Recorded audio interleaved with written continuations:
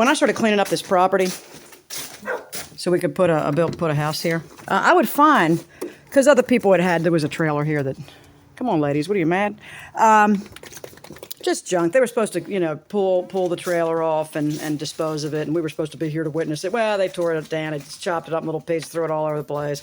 I mean, they drug the trailer off, but lots of garbage left behind. So I'm digging through the garbage. Point being is I find these little vials, medical vial, like little tiny things, and I look at it, and it's like distemper, rabies, and I'm saying, I don't think a veterinarian lived here.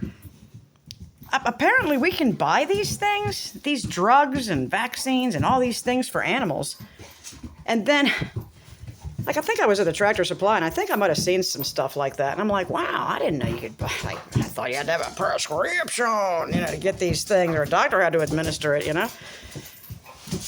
And then it's like, all of a sudden you see these people dropping like flies videos, and you're like, what? And you're thinking about the Boost and all, you're like, no, they're not even talking about the Boost. They're talking about like a horse tranquilizer on the streets. And I'm going, people are, I don't know, they think they're getting heroin, or they know they're getting it, a xylazine or whatever it is. And I'm going, God. And of course, Narcan doesn't work because it's not an opiate. Or is that what opiates work on? The Narcan? I mean,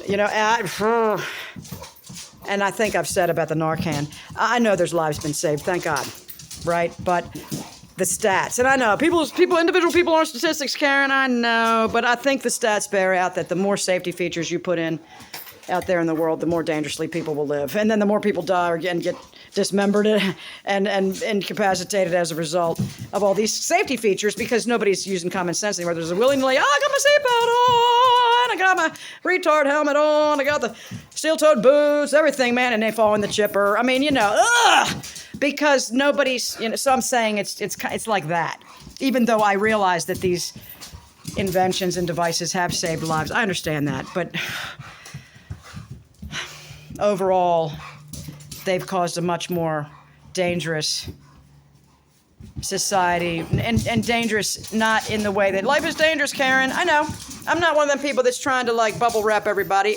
Quite the opposite is what I'm saying, is we need real danger to be real danger. We need to not have riding a bicycle on a sidewalk be like a fatally dangerous activity to be considered that. Come on, can we just, kids could fall off and bump their real, well, you know what? If we would stop cushioning everything when they were little and they bumped their head a few times, they would build those brain connections that said, hey, my body ends and starts here, and they would stop frickin' falling off bikes and shit. Am I just dreaming? I don't know. I don't think so. I think we've lost some brain development in children for motor function, certainly. Excuse me, ladies, outside. Because of these safety features, by putting silicone rubber bumpers on the corners of the tables, which I would love to do, to be like, oh, hell yeah, do that, the baby's coming over. I'm falling, because we don't want we don't want our child to become impaled on some kind of sharp edge thing. It's like, what's the right thing to do? I don't know. I saw this video years ago of this little kid. Hey, whoa, like a 4-year-old. In another culture that lived outside in huts and things. They didn't have modernized dwellings and all. Stop, get down, go. Ha! Get out of here. And this kid had this humongous sharp knife, and they were chopping, and they had their legs sitting right there. This kid could have lopped a big old hole in himself. And the person that was narrating, stop it. The person that was narrating, take a walk. Was saying, geez, we wouldn't let a little kid do this. This is insane. But these people are like, hey, man, that's how you learn, If he cuts his finger off, he'll be more fucking careful next time. It's like, damn. I mean, these kind of reminded me of Sean Baker, MD. He's like, hey, get out there and run. With his son, His son's crying. Oh, my legs burn. He's 10. He's like, oh, it's all right, kid. Life burns. You just got to get used to it, And people are like, oh, he's abusing his son. No, he's not. Give me a break. He is not.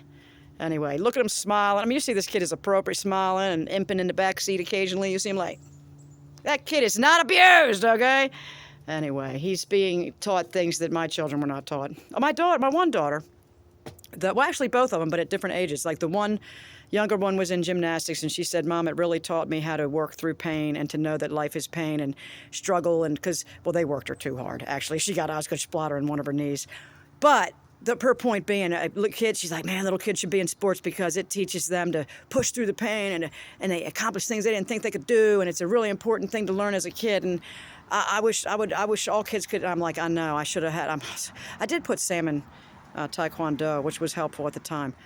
But I get her point. And then my older daughter went into basic training, and she was like, damn, you know, not that it's as hard as it was years back, but it's hard for people today, the way kids were raised all cushy and in safe spaces and all that, to go into basic training, even though it's been way watered down. It's still pretty fucking intense for them. And she was like, whoa!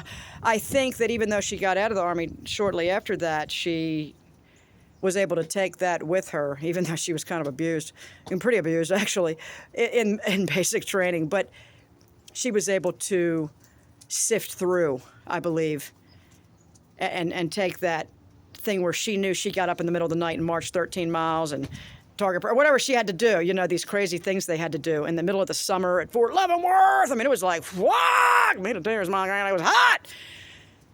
So, yeah. Safety features, there's too many.